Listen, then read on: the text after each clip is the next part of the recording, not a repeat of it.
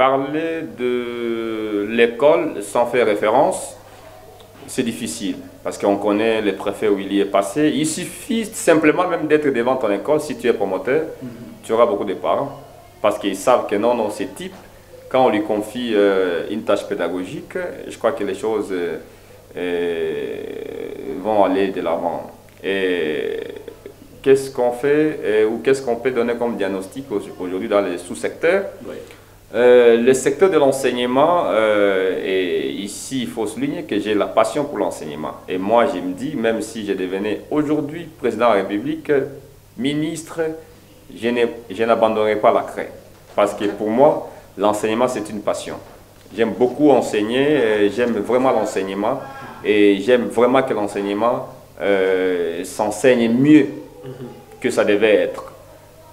Mais dans notre pays, je venais il n'y a pas longtemps, c'était l'année passée, j'avais fait une émission, une conférence de presse sur le système éducatif congolais, avant l'indépendance, pendant l'indépendance et après l'indépendance, jusqu'à aujourd'hui. Il y a des avancées, mais il y a beaucoup à faire encore jusqu'ici.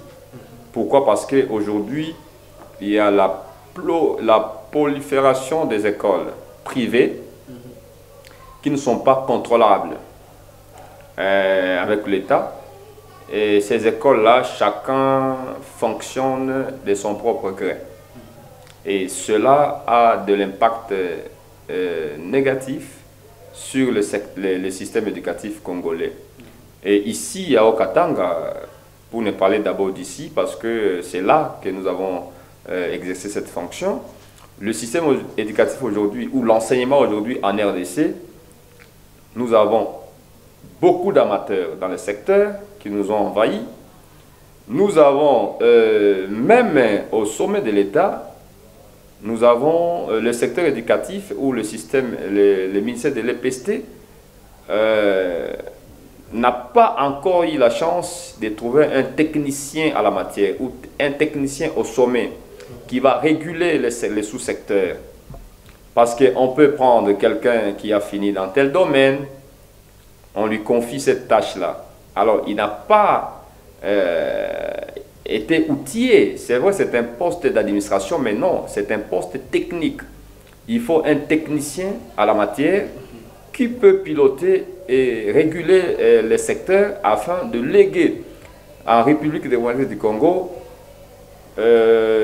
le secteur adapté et adéquat dans l'évolution technologique aujourd'hui.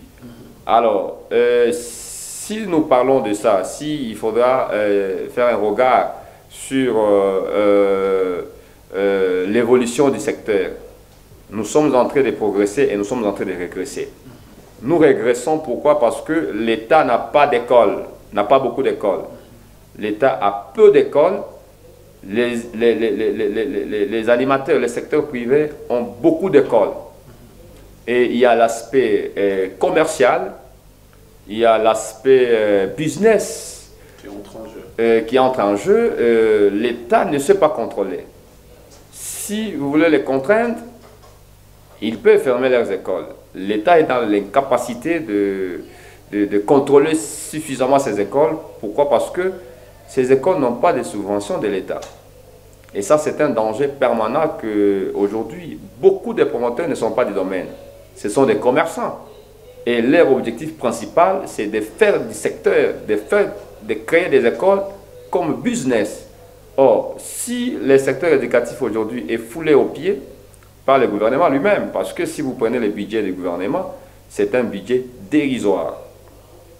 Si vous prenez la régulation du secteur aujourd'hui, l'État n'a pas sa politique comme un État gendarme pour essayer de contraindre ces écoles-là ou ces promoteurs à respecter la règle de conduite du sous-secteur. Ça, c'est un problème. Mais si on ne fait pas attention, plus les années passent, plus le niveau de l'enseignement est en train de régresser un tout petit peu. On ne donne pas des rapports fiables ou une statistique adéquate. Pourquoi? Parce que on a aussi politisé les sous-secteurs. Ça, c'est un danger permanent. Il faudrait que le secteur enseignement soit dépolitisé. Okay. Et ça, c'est un grand danger. Donc, je crois encore, je suis un positiviste. J'espère que ça ira plus tard, quand on aura la chance d'avoir un jour un technicien à la tête de notre secteur de l'EPST. Mais actuellement, à qui la faute? Bon, c'est le gouvernement qui est le patron de l'enseignement, mais ici, nous avons salué à notre corps défendant le déclenchement de la gratuité de l'enseignement.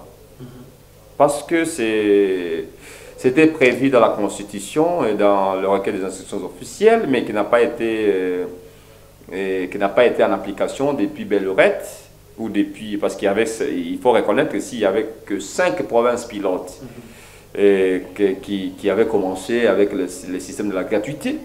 Mais quand le gouvernement actuel est arrivé aux affaires, le gouvernement a osé déclencher ces mouvements de la gratuité sous l'étendue de la République. Alors, déclencher les mouvements ne suffit pas, mais il faudrait faire un diagnostic. Et les perspectives, qu'est-ce qu'il faudra faire, qu'est-ce qu'il y a à améliorer. Mais ici, il y a encore beaucoup à améliorer. Parce que cette gratuité-là est surtout sous le système de l'évaluation. Je crois à l'époque, en 2019, j'avais élaboré un mémo que j'avais envoyé à la présidence pour la réussite de la gratuité. Okay. Il est bien beau parce que le texte n'a pas prévu le mécanisme systématique pour cette réussite de la gratuité. C'est vrai, on va déclencher, mais il faudrait que les techniciens se mettent ensemble pour que nous puissions réfléchir sur la question et prévoir les préalables. Qu'est-ce qu'il faudra faire, qu'est-ce qu'il faudra ajuster. Est-ce qu'il y a déjà des réactions par rapport à votre mémo où le gouvernement avait réagi? Ici, il faut souligner, j'avais fait cette résolution, j'avais gardé certaines, oui. Et sur les résolutions ou sur les recommandations que j'avais proposées, il y a une résolution qui était passée, généraliser d'abord l'évaluation à l'école primaire, que ce soit dans les écoles privées, que ce soit dans l'école publique. Les frais de participation au TENASOSPE à l'époque, ENAFEP, les évaluations de 6e primaire, les évaluations certificatives de 6e primaire, j'avais fait cette résolution-là et ça, c'était passé. Mais, voyez, quand vous faites des résolutions, il faut l'initiateur du projet, qu'il puisse défendre ses projets. À l'époque, c'était Willy Bakonga qui était ministre, oui. Avant qu'il ne soit déchu de ses fonctions. On avait échangé avec lui, on avait proposé, j'avais laissé un document au ministère à l'époque, mais jusqu'à présent, les 6 résolutions ne sont pas prises en compte. Okay. Voilà les drames jusqu'ici. Est-ce qu'il y a eu... quel est peut-être l'apport des établissements scolaires dans cette affaire-là? Ou c'est rien que le gouvernement?